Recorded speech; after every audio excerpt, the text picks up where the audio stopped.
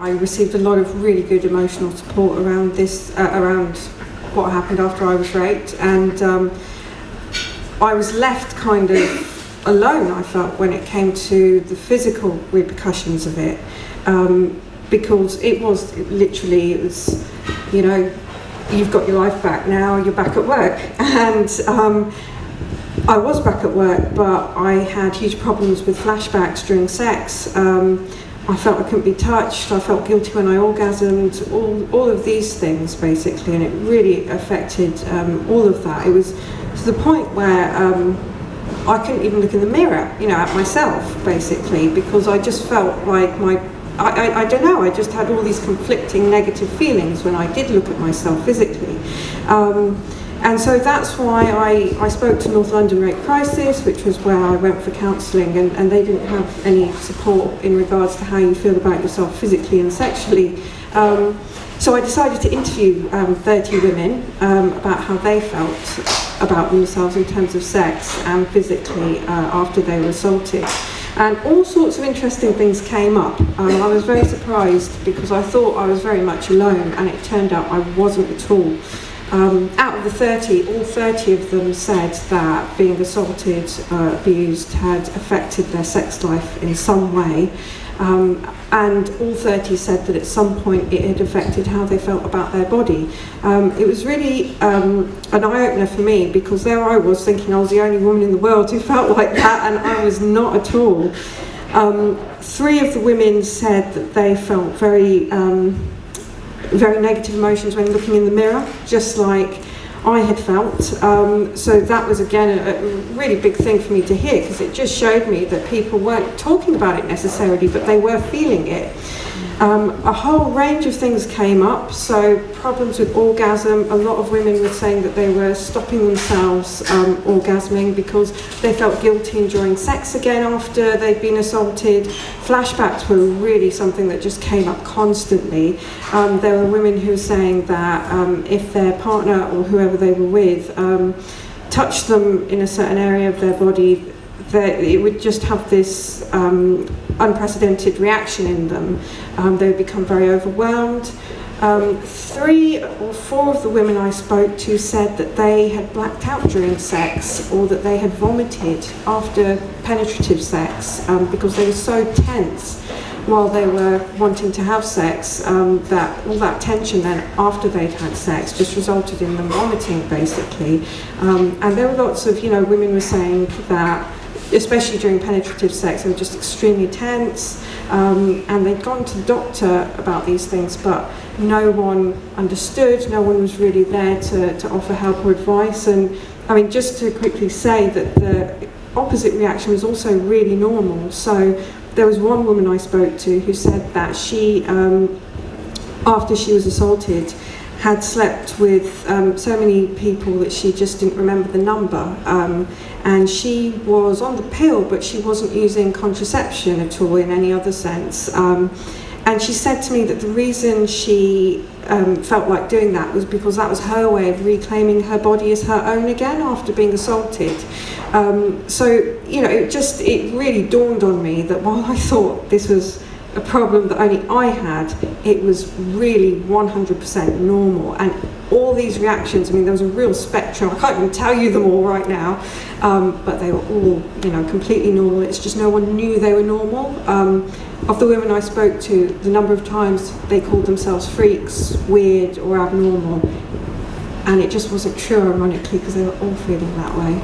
A phrase that came up in a lot of the stories we've received at the Not Guilty campaign as well, even use phrases like "it's my dirty secret," or it's something that they've always hidden from partners or hidden from family, because it's something they think is kind of completely has to be buried away in order to enjoy sex, when actually what's really important to remember is that sexual assault has nothing to do with sex. It's about violence, really. It's not the same thing, and therefore there are ways which we can all work towards being able to enjoy intimacy without the two being combined.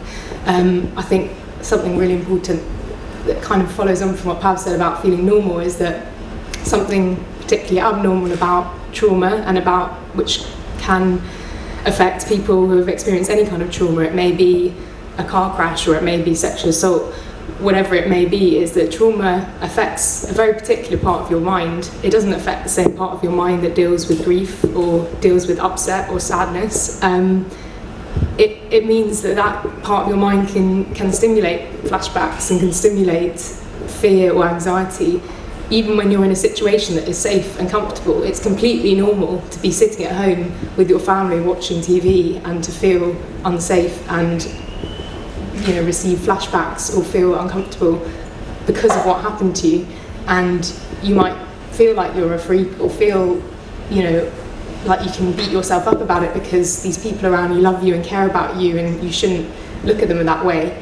But what's really important to remember for all survivors is that is normal, and actually if you can bring yourself back to the moment and even be able to, if you can, express those feelings, then that's a hugely positive thing to do. To as Pav said, one of the first steps to recovering from those kind of feelings is to recognise that that's what it's to do with. It's not to do with you, it's not to do with sex, it's to do with what happened to you, which was out of your control. Yeah, absolutely. And if you think like what happens during sexual violence, there's a number of things that happen. For many people, trauma. And our brains do a great job when we're in that moment and we're afraid and we're being attacked, of looking after ourselves. Like most people freeze when they're being assaulted. We have this idea that most people fight and scream and all the rest of it. No, most people freeze. Most people are compliant. Most people are still. And you know what? In terms of a survival tactic, whilst it doesn't make sense to you afterwards, it does work in that you do survive. And it's a kind of an innate, it's not something you choose to do. It's something you have absolutely no choice over. But if you think about us, like, we're the dominant species on this planet, but it isn't because we're the fastest species here, and it isn't because we're the strongest or got the thickest skin. It's because we're smart.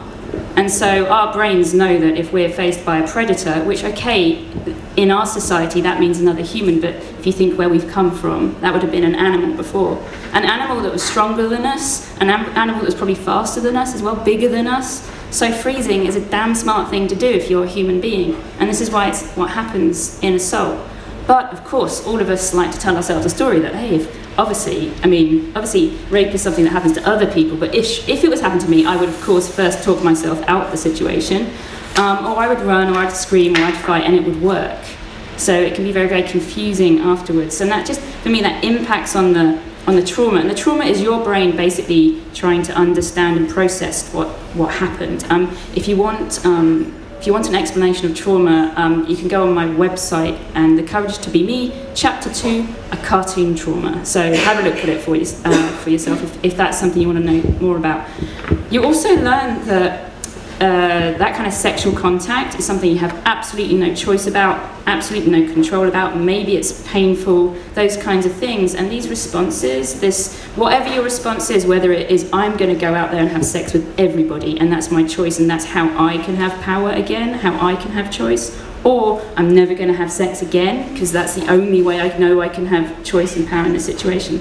Like, all of these things is just you trying to look after you trying to make sense of what happened to you. So it's really important that we recognise what is happening and name it, as you say, but also have some compassion that at the end of the day, this is happening because I'm trying to work myself out. I'm trying to make myself feel okay.